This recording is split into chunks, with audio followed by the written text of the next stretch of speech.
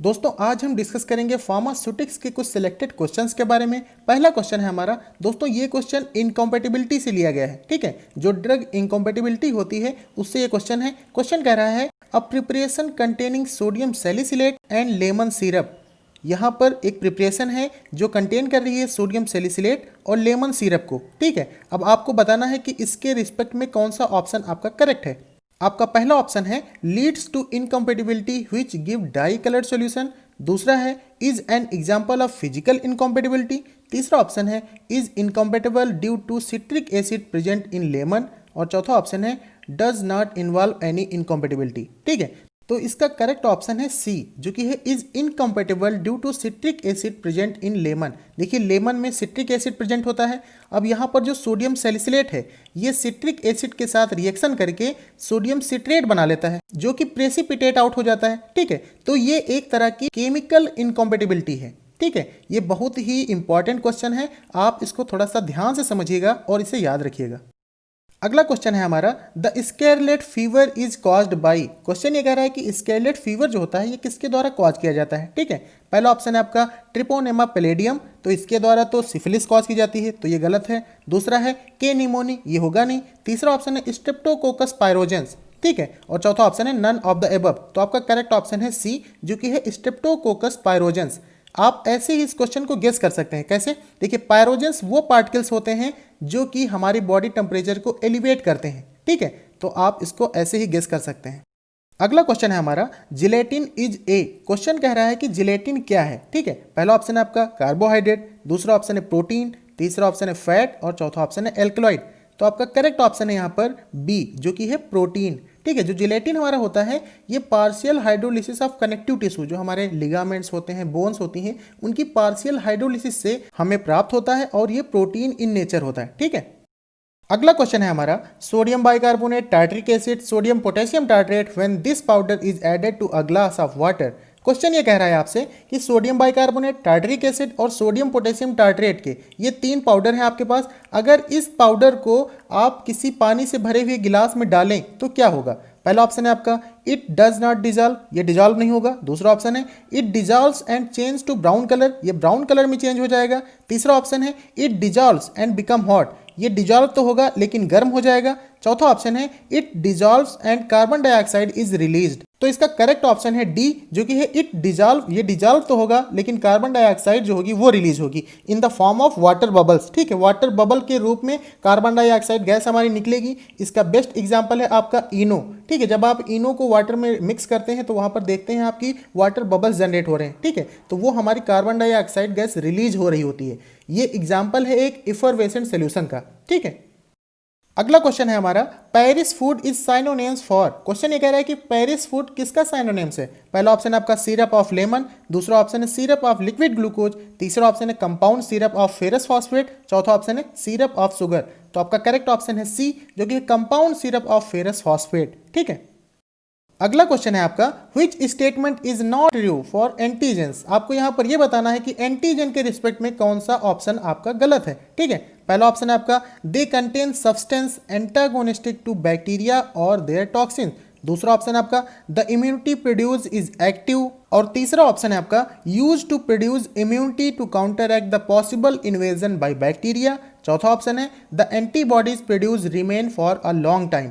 तो आपको यहां पर बताना है कि एंटीजन के रिस्पेक्ट में कौन सा ऑप्शन आपका गलत है। ठीक है, तो आपका यहां पर गलत ऑप्शन है A, they contain substance antagonistic to bacteria और देयर टॉक्सिन। देखिए जो दूसरा ऑप्शन है हमारा the immunity produce is active, तो जो एंटीजन जब हमारी बॉडी में इंजेक्ट होता है तो हमारी बॉडी जो होती है उसके अगेंस्ट में एंटीबॉडीज का प्रोडक्शन करती है। ठीक है, तो ये एक एक्टिव इम्यूनिटी का एग्जांपल है। और तीसरा ऑप्शन है हमारा यूज टू प्रोड्यूस इम्यूनिटी, तो ये भी करेक्ट ऑप्शन है। ठीक है, और चौथा ऑप्शन है हमारा the antibodies produce remain for a long time, तो ये भी करेक्ट ऑप्शन है हमारा। जो इसके द्वारा एंटीबॉडीज का फॉर्मेशन होता है वो लाइफ लॉन्ग रहती हैं। ठीक है, तो ये तीनों सही हैं, तो गलत है हमारा पहला ऑप्शन। अगला क्वेश्चन है हमारा, अकेसिया इज इनकॉम्पेटिबल विद। क्वेश्चन ये कह रहा है कि अकेसिया किसके साथ इनकॉम्पेटिबिलिटी कॉज करेगी। ठीक है, पहला ऑप्शन है आपका विद वाटर, दूसरा ऑप्शन है विद ग्लिसरीन, तीसरा ऑप्शन है विद ओलिक एसिड, चौथा ऑप्शन है विद एल्कोहल। तो आपका करेक्ट ऑप्शन है डी, जो कि है एल्कोहल। अकेसिया जो है वो एल्कोहल के साथ इनकॉम्पेटिबिलिटी कॉज करती है due to presence of calcium. अगला क्वेश्चन है हमारा, Dick test is use to determine. Question ये कह रहा है आपसे कि डिक टेस्ट को क्यों परफॉर्म किया जाता है, किस चीज को डिटरमाइन करने के लिए किया जाता है। ठीक है, पहला ऑप्शन है आपका इम्यूनिटी टू स्कारलेट फीवर, दूसरा ऑप्शन है इम्यूनिटी और susceptibility to a scarlet fever, तीसरा ऑप्शन है ससेप्टिबिलिटी टू येलो फीवर, चौथा ऑप्शन है ससेप्टिबिलिटी टू सार्स। तो आपका करेक्ट ऑप्शन है ए, जो कि है इम्यूनिटी टू स्कारलेट फीवर। ठीक है, अगला क्वेश्चन है हमारा, talcum powder is commonly sterilised by. ये क्वेश्चन आपका स्टेलाइजेशन मेथड से है। आपको यहाँ पर ये बताना है कि टेल्कम पाउडर को हम किस मेथड के द्वारा स्टेलाइज करते हैं। ठीक है, पहला ऑप्शन है आपका बाय मॉइस्ट हीट, दूसरा ऑप्शन है बाय ड्राई हीट, तीसरा ऑप्शन है गैसियस स्टेलाइजेशन, चौथा ऑप्शन है नन ऑफ द अबव। तो आपका करेक्ट ऑप्शन है बी, जो कि है ड्राई हीट। टेल्कम पाउडर को जनरली हम हॉट एयर ओवन के द्वारा स्टेलाइज करते हैं। ओके, अगला क्वेश्चन है हमारा, surgical dressings are mainly sterilised by. ये क्वेश्चन भी आपका स्टेलाइजेशन मेथड से है। आपको यहाँ पर ये बताना है कि सर्जिकल ड्रेसिंग्स जो होती हैं हमारी, उनको हम किस मेथड के द्वारा स्टेलाइज करते हैं। ठीक है, पहला ऑप्शन है आपका ड्राई हीट, दूसरा ऑप्शन है केमिकल ट्रीटमेंट, तीसरा ऑप्शन है अल्ट्रावायलेट लाइट, चौथा ऑप्शन है ऑटोक्लेविंग। तो आपका करेक्ट ऑप्शन है यहाँ पर डी, जो कि है ऑटोक्लेविंग। ठीक है, जो सर्जिकल ड्रेसिंग्स होती हैं वो ऑटोक्लेव के द्वारा स्टेलाइज की जाती हैं, जो कि हमारा मॉइस्ट हीट स्टेलाइजेशन मेथड होता है।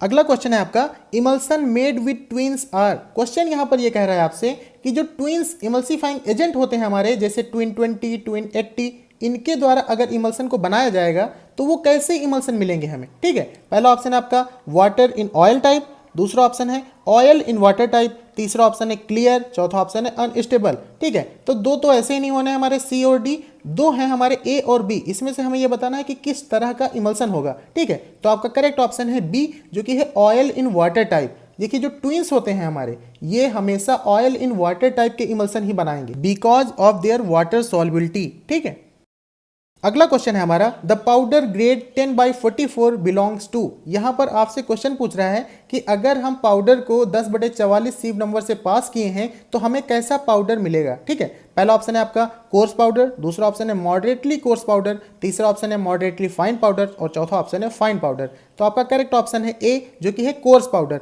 अगर हम पाउडर को 10/44 सीव नंबर से पास किए हैं तो हमें कोर्स पाउडर मिलेगा। ओके, अगला क्वेश्चन है हमारा, initial dose of acetazolamide is. पहला ऑप्शन है आपका 1 ग्राम, दूसरा ऑप्शन है 2 ग्राम, तीसरा ऑप्शन है 500 mg और चौथा ऑप्शन है 750 mg। तो आपका करेक्ट ऑप्शन है सी, जो कि है 500 mg। ठीक है, जो इनिशियल डोज होगी एसिटाजोलामाइड की वो 500 मिलीग्राम से स्टार्ट होगी। ये एक डायरेटिक क्लास की ड्रग है। ठीक है, जो कि डायूरेसिस कॉज करती है। अगला क्वेश्चन है हमारा, सेट्रीमाइड इज। आपको यहाँ पर यह बताना है कि सेट्रीमाइड क्या है। ठीक है, वैसे तो दोस्तों आपको पता होगा कि सेट्रीमाइड एक सर्फेक्टेंट है, लेकिन बड़ा टास्क हमारे लिए यहाँ पर यह बताना है कि ये एनायनिक सर्फेक्टेंट है या कैटायनिक सर्फेक्टेंट है या फिर नॉन आयनिक सर्फेक्टेंट है। और ये मान के चलिए आप, ये क्वेश्चन आपसे कहीं ना कहीं तो जरूर पूछा जाएगा, तो इसको थोड़ा सा ध्यान रखना। ये सेट्रीमाइड जो होती है हमारी, ये कैटायनिक सर्फेक्टेंट होती है। ठीक है, तो इसका बी ऑप्शन करेक्ट है।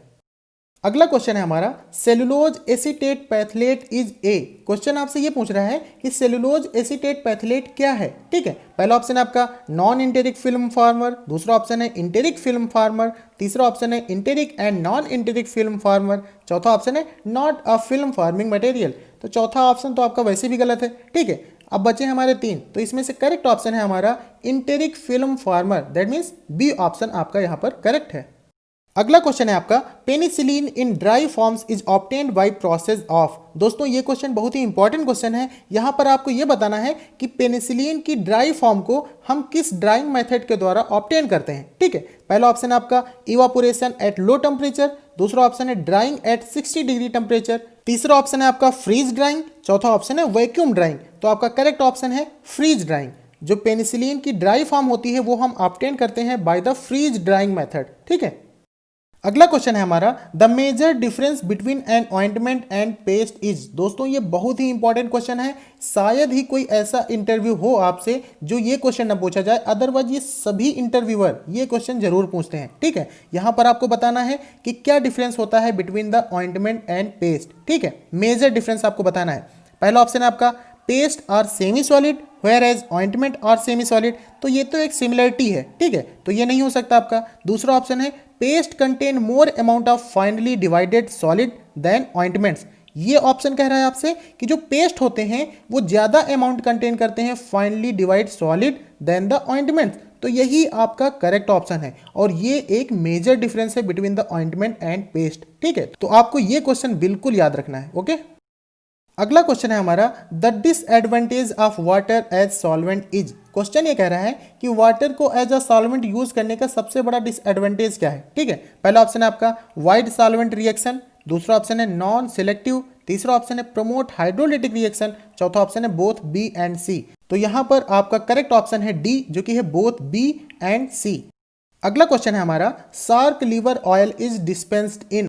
पहला ऑप्शन है आपका हार्ड जिलेटिन कैप्सूल, दूसरा ऑप्शन है सॉफ्ट जिलेटिन कैप्सूल, तीसरा ऑप्शन है बोथ और चौथा ऑप्शन है नन। तो आपका करेक्ट ऑप्शन है बी, जो कि है सॉफ्ट जिलेटिन कैप्सूल। ओके दोस्तों, हमारी हर एक स्लाइड की तरह ये क्वेश्चन आपके लिए होमवर्क रहेगा। आपको इसका आंसर हमें कमेंट बॉक्स में बताना है। क्वेश्चन है, turpentine liniment is used on the skin as. आपसे क्वेश्चन कह रहा है कि टर्पेंटीन लिनीमेंट को हम स्किन पर लगाते हैं तो उसको किस इफेक्ट के लिए लगाते हैं। ठीक है, पहला ऑप्शन है आपका एज अ काउंटर इरिटेंट, दूसरा ऑप्शन है एज अ प्रोटेक्टिव, तीसरा ऑप्शन है एज अ एनाल्जेसिक और चौथा ऑप्शन है एज अ लोकल एनेस्थेटिक।